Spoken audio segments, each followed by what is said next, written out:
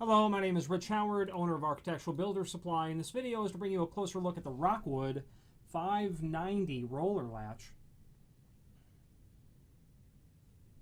This is the roller latch shown to you in a polished chrome finish, or a US 26 or a 625. Kind of like an industry standard for commercial grade roller latches.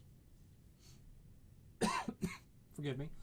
Commercial grade in the sense that it features these two spring assemblies here, which allow you to get a very nice amount of adjustment. Okay, actually features a shoulder bracket back here. Actually, the portion that holds the roller latch itself has two larger springs underneath it, so that you can get yourself a significant amount of projection on the projection of the roller latch by tightening down these two screws. And then this assembly back here is what's going to really help the long-term operation of this sort of roller latch, and is included with this, of course, is a strike. And this is the standard strike that comes with the 590. Okay, so below this video is a link to both the product brochure and the template. The product brochure really is just a cut sheet, a catalog cut sheet showing this item and Rockwood's sister related products. Typical, common items to this. So let's go over the dimensions of this now, and we can flip over to the template at this time. The template is also going to show you installation instructions and machining, so we'll touch on all that at this time. So the face of the latch is 3 3/8 tall and 1 inch wide, very typical. You have an overall body depth of, looks like about 1 5/8 inches. Your strike is a typical height for residential applications, in that it's 2 1/4 inches. Okay, and then a standard sort of screw to lip length projection dimension of about 1 1/4 inches. That's very typical, very common. Strikes like this are for single acting doors, and they would be installed very commonly in either the jamb, like the lock jamb, or the strike jamb, I should say, or up at the head as well. If you've got, let's say, a pair of doors, a pair of closet doors, you'd have to install those up at the head. And then this, of course, in the top of the door itself is where you would install that. I've machined doors and frames for these, wood doors and frames for these, countless times. And the bottom line is it's very simple. You're going to want to, first of all, measure where your center line is going to be of your preparation, or however you're going to do that, whatever preparation, whatever dimension you're going to work off of. If you're installing it on a style of a door, you're going to want to measure to the top of the door, let's say to the center line, or I suppose you could do it to the top as well, whatever suits you. Use that same dimension for the strike, except that you're going to need to add a little bit, most likely, probably about 1/8 inch, because that would be the margin between the top of the door and the bottom side of the header. So if this was at using a random dimension of 40 inch, you'd want this to be at a 40 1/8 inch center line, provided you had an 1/8 inch gap at the top of your door and the frame. Before you go mortising your door and frame for this, check the other heights of where you've got other hardware in the space. You might have a corridor where you've got door handles all the way down, and you're going to want your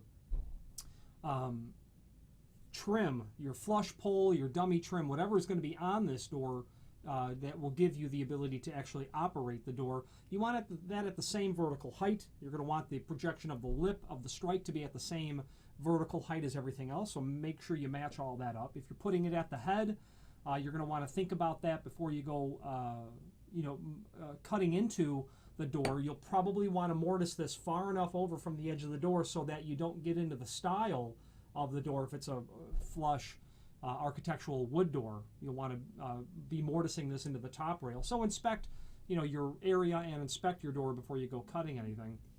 The mortising for this is really best done with a router, is the bottom line. If you're doing one and you don't have a router, well, a chisel would certainly work, but the quality of the finished machining will not be nearly as good.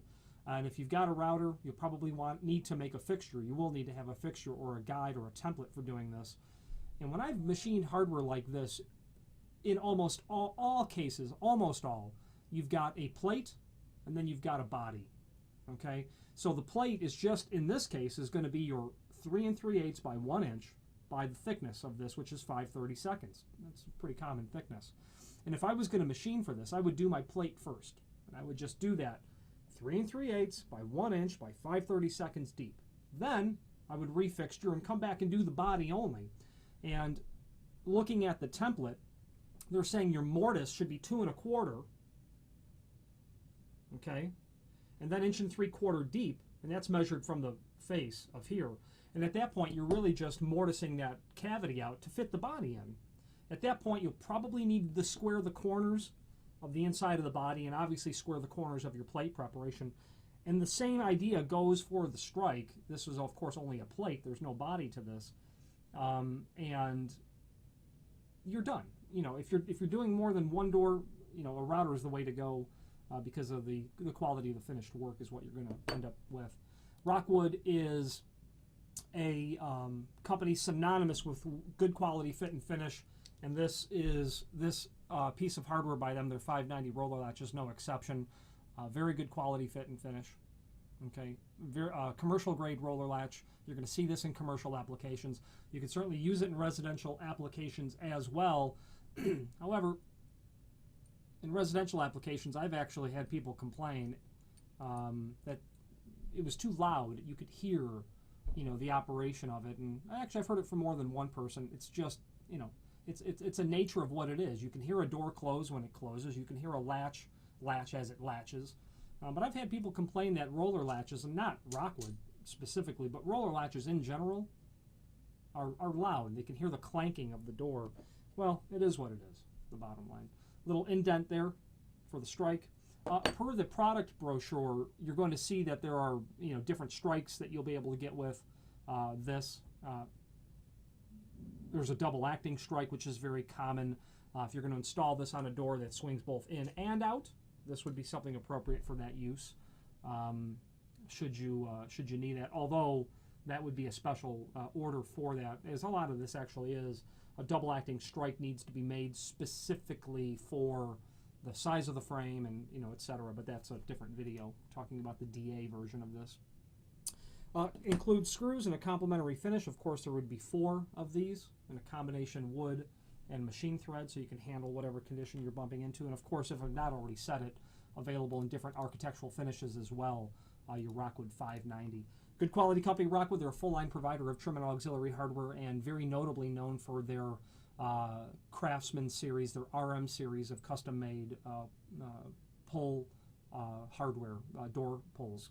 Exquisite material, leather-wrapped material, special finishes, almost unlimited capabilities based on what a designer might like to have. Definitely consider Rockwood an option. If you have any questions on the Rockwood 590, Roller Latch, or any other Rockwood product, please feel free to reach out to us. Thank you.